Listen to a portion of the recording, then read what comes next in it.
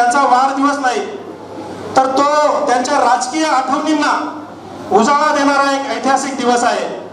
भारतीय राजकारणामध्ये संघर्ष, ध्येय आणि शेतकऱ्यांप्रती कमालीची निष्ठा दाखवणाऱ्या आपल्या नेत्याचा आज वाढदिवस आहे. जेव्हा पडतीचा काळ होता, देवेंद्रजी महाराष्ट्राच्या विधानसभेमध्ये विरोधी पक्षनेते म्हणून काम करायचे आणि विरोधक त्यांची खिल्ली उडवायचे, तेव्हा देवेंद्रजींनी विधानसभेमध्ये सांगितलं होतं, ज्याची आजही सर्वांना आठवण आहे. काय म्हणाले होते देवेंद्र फडणवीस? आपल्याला सर्वांना माहिती आहे. महाराष्ट्राच्या विधानसभेमध्ये 1 डिसेंबर 2019 ला ज्यांचा आज वाढदिवस आपण साजरा करत आहोत ते महाराष्ट्राचे सन्माननीय मुख्यमंत्री साहेब 1 डिसेंबर 2019 ला या ठिकाणी म्हटले होते विरोधकांना, मेरा पानी उतरता देख मेरे किनारे, मेरा पानी उतरता देख मेरे किनारे घर मत बसा लेना, मेरा पानी उतरता देख मेरे किनारे घर मत बसा लेना, मैं समुंदर हूँ लौटकर जरूर वापस आऊंगा, मी पुन्हा येईन असं म्हणता म्हणता 2024 ला पुन्हा एकदा देवेंद्रजी या राज्याचे मुख्यमंत्री झाले आणि त्यांच्यासोबत आपल्या समोर उभे असलेले, आपल्या समोर बसलेले आजच्या कार्यक्रमाचे अध्यक्ष दिलीप मंगळू बोरसे साहेब यांना भारतीय जनता पार्टीने उमेदवारी दिली आणि सर्व 17 उमेदवारांचं डिपॉझिट जप्त करून महाराष्ट्रामध्ये तिसऱ्या मताधिक्याने निवडून येणारे आमदार दिलीप बोरसे यांचं नाव या ठिकाणी जाहीर झालं.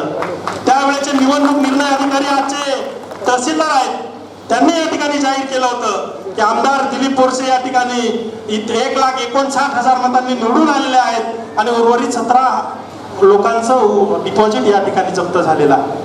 अशा प्रकारे ही सगळी तुमच्या आमच्या सर्वसामान्य लोकांची मतं या आमदार दिलीप बोरसेंना मिळाली आणि मोठं काम या बागलाण तालुक्यामध्ये उभं केलं. ज्या पद्धतीने मी सुरुवातीला एक व्हिडिओ आपल्याला दाखवला, असे असंख्य व्हिडिओ साहेबांच्या इंस्टाग्रामवर आहेत, आमच्या व्हॉट्सअपवर आहेत, आमच्या फेसबुकवर आहेत. आणि म्हणून लोकांप्रती असलेली भावना, लोकांची आरोग्यासाठी केलेली मदत आणि आग लागल्यानंतर सटाणा नगरपालिकेचा अग्निशमन बंब थोडासा लेट पोहोचेल, मात्र दिलीप बोरसे या ठिकाणी सर्वाधिक पहिले या ठिकाणी पोहोचतात आणि म्हणून इतक्या मोठ्या मताधिक्यानं आमदार दिलीप बोरसेंना आपण या ठिकाणी निवडून दिलेला आहे. या ज्या योजना आहेत या योजनांच्या माध्यमातून आमदार साहेबांचे PA बोरसे साहेब असतील, या ठिकाणी दिलीप बोरसे साहेब असतील, आमचे शरद बांबरे असतील, या सटाणा शहराचे शहराध्यक्ष काका सोनवणे असतील आणि भारतीय जनता पार्टीची सर्व टीम असेल, प्रचंड मेहनत या ठिकाणी करून या भारतीय जनता पार्टीच्या माध्यमातून महाराष्ट्र शासनाच्या ज्या काही योजना असतील, नरेंद्र मोदी साहेबांच्या ज्या काही योजना असतील, या सर्व योजना बागलाण तालुक्यातील तळागाळापर्यंत पोहोचवण्याचं काम आमदार दिलीप बोरसेंच्या माध्यमातून या ठिकाणी झालेलं आहे.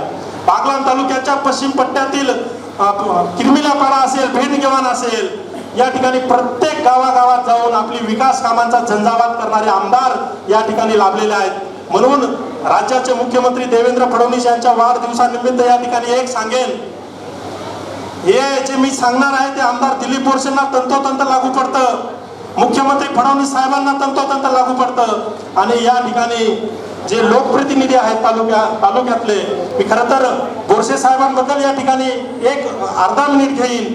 मंजिलेला कठीण आहे गुजर जाऊंगा, अनेक पराभव विजय या ठिकाणी या बोरसे साहेबांनी पाहिलेले आहेत, भारतीय जनता पार्टीच्या उमेदवारांनी या ठिकाणी पाहिलेले आहेत. मी या ठिकाणी एकच सांगेन, मंजिलेला कठीण आहे गुजर जाऊंगा, हौसला हार के बैठूंगा तो मर जाऊंगा, चल रहे थे मेरे साथ कहाँ है वो लोग, चल रहे थे जो मेरे साथ कहाँ है वो लोग जो कहते थे कि रास्ते में बिखर जाऊंगा, लाख रोके अंधेरा मेरा रास्ता, लाख रोके अंधेरा मेरा रास्ता, लेकिन मैं जिधर रोशनी आएंगी उधर चला जाऊंगा, जब भी मैं खड़ा हूँगा सबका डिपॉजिट जब्त करूंगा, क्योंकि ये पब्लिक है और ये पब्लिक सब जानती है.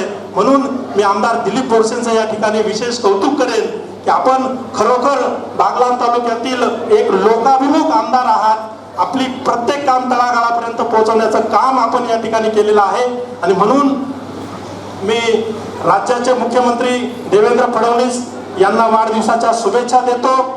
राज्याचे दिवंगत माजी उपमुख्यमंत्री अजितदादा यांच्या जयंतीनिमित्त त्यांना त्रिवार मानाचा मुजरा करतो आणि आपण मोठ्या संख्येनं आमचे शरद भाऊ भामरे असतील, मी प्रवीण पवार असेल, आमचे नितीन काका असतील, आमचे भारतीय जनता पार्टीचे सर्व पदाधिकारी, युवा मोर्चाचे आमचे पाकळे साहेब असतील, यांनी प्रचंड मेहनत करून आपल्या सगळ्यांची संपर्क केला.